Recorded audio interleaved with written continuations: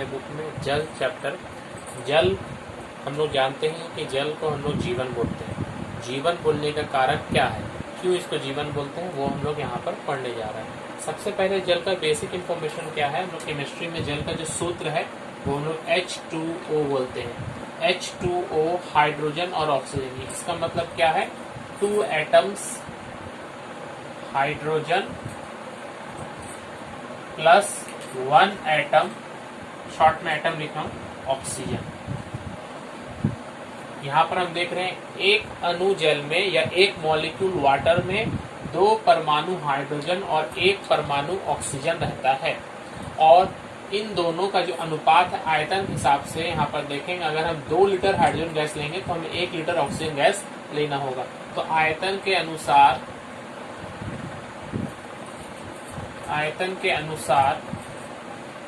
Hydrogen और oxygen का अनुपात 2:1 होता है। किंतु भार के अनुसार ये अनुपात क्या होगा, भार के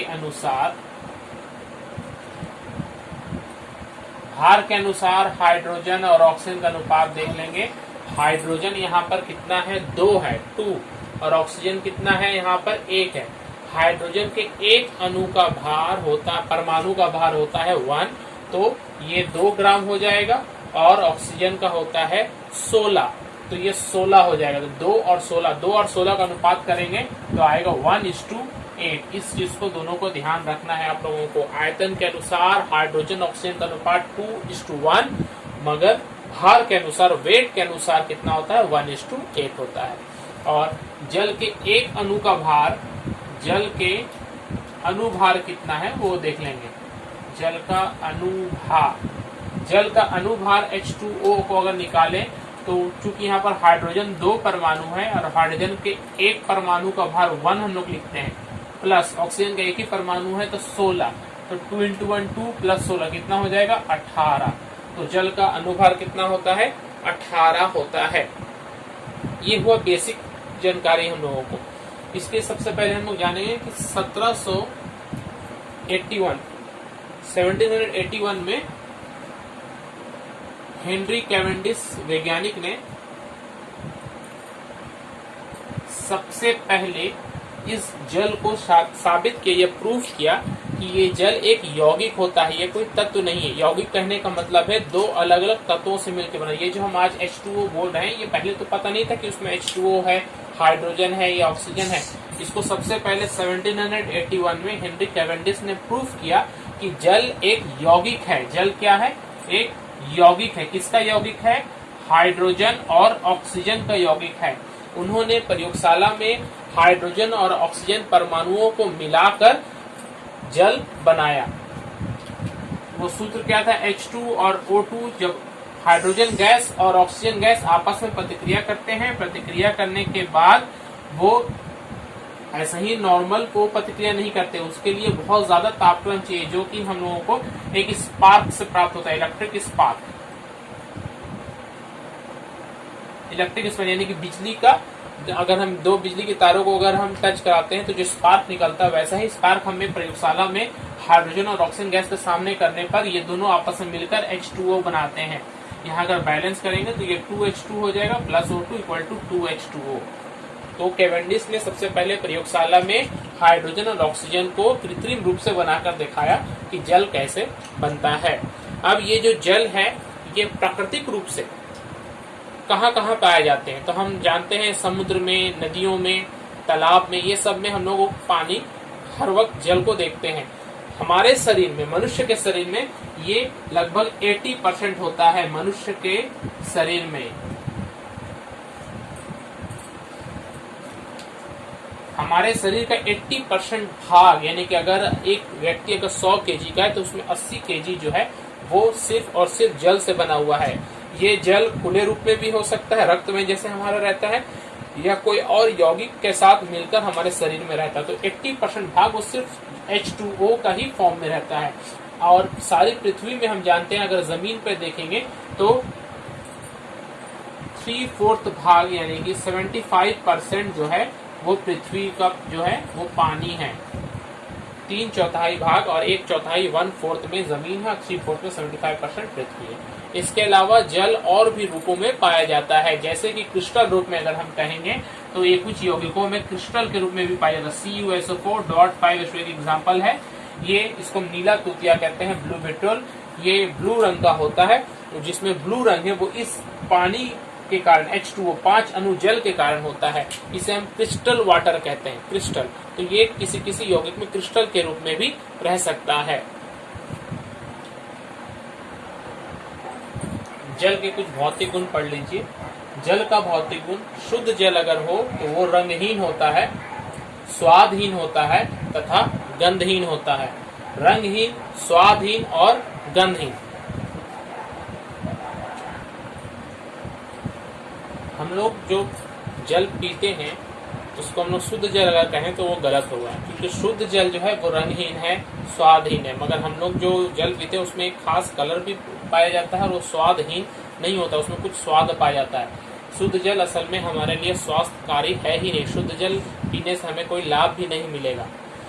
शुद्ध जल का हिमांक जो है, यानी कि जमने का तापक्रम, वो है 0 डिग्री सेंटीग्रेड। 0 डिग्री सेंटीग्रेड पर शुद्ध जल जमकर बर्फ बनता है और क्वथनांक 100 डिग्री सेंटीग्रेड होता है। इसका मतलब 100 डिग्री पर वो वाष्प बन जाता है। और शुद्ध जल अगर होगा तो वो विद्युत का कुचालक होगा, मतलब वो विद्युत का प्रवाह नहीं करेगा। ये सुनने में हमें थोड़ा सा गलत लग सकता है, क्योंकि हम जानते हैं कि पानी में तो करंट होता ही है, बल्कि पानी कहीं भीगा रहने पर करंट अधिक लगता है। मगर यहाँ पर जो बात हो रहा है वो शुद्ध जल का बात हो रहा है। हम लोग शुद्ध जल को यूज करते ही नहीं। हम लोग जो भी जल का इस्तेमाल करते हैं उसमें कुछ ना कुछ मिनरल्स, कुछ ना कुछ मिले होते हैं, जिसके वजह से वो विद्युत का सुप्रवाही बन जाता है। इसलिए शुद्ध जल जो होगा वो विद्युत का कुचालक होगा, उसमें विद्युत का प्रवाह नहीं होगा। और 4 डिग्री सेंटीग्रेड तापक्रम पर जो घनत्व होता है वो जल का अधिकतम होता है। जल 4 डिग्री सेंटीग्रेड पर बाकी सभी तापक्रमों की तुलना में सबसे ज्यादा भारी होता है, जिसका घनत्व हम लोग देखते हैं 1 ग्राम पर सीसी। 1 ग्राम पर सीसी।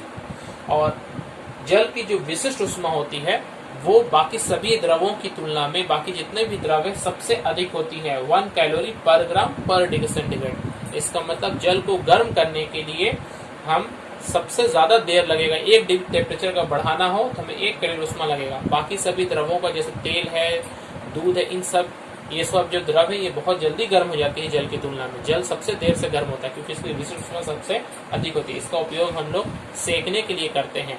जल ज्यादा देर तक गर्म होता है, इसलिए इसे हम लोग सेकने के लिए इसका इस्तेमाल कर सकते हैं। जल एक उत्तम घोलक है। व्याख्या करो।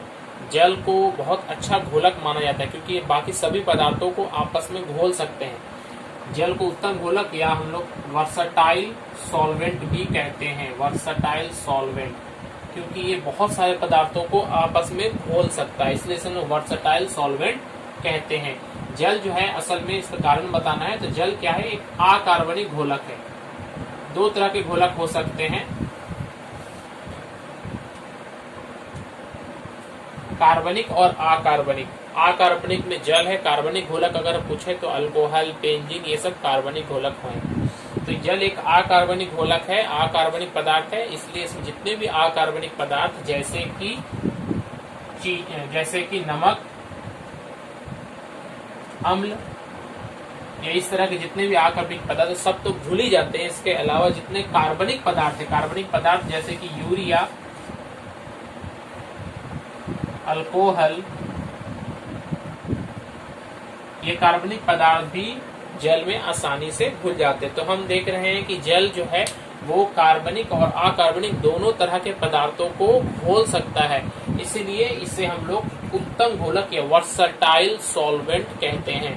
क्यों घोल सकता है, क्या कारण है? तो जल जो है वो पोलर सॉल्वेंट कहलाता है। Polar solvent.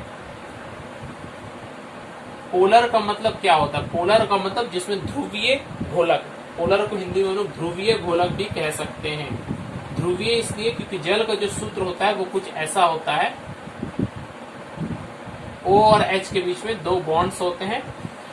O जो है वो थोड़ा नेगेटिव होता है और H जो है वो प्लस होता है। मतलब O के पास में थोड़ा नेगेटिव चार्ज है और H के पास में थोड़ा थोड़ा प्लस चार्ज है। तो ये जब हम इसमें नमक मान लेते हैं, नमक एग्जाम्पल, नमक डाल रहे हैं तो नमक जो है वो Na+ और Cl- 2 तरह के आयनों में टूटता है। Na+ O माइनस के पास में जाकर चिपक जाएगा उसके साथ में, और क्लोरीन माइनस वो H प्लस के साथ में चिपक जाएगा। इस तरह के बहुत सारे जो परमाणु होंगे वो सब H2O में O के पास में जितने प्लस आयन है वो आ जाएंगे, और माइनस जो है वो प्लस H प्लस के साथ में जितने भी माइनस आयन है वो चले जाएंगे। इसलिए इसे हम लोग पोलर या ध्रुवीय सॉल्वेंट कहते हैं। ये पोलर ध्रुवीय नेचर के कारण ही बहुत सारे पदार्थों को आपस में घोल सकता है, इसीलिए जल को हम एक उत्तम घोलक कहते हैं।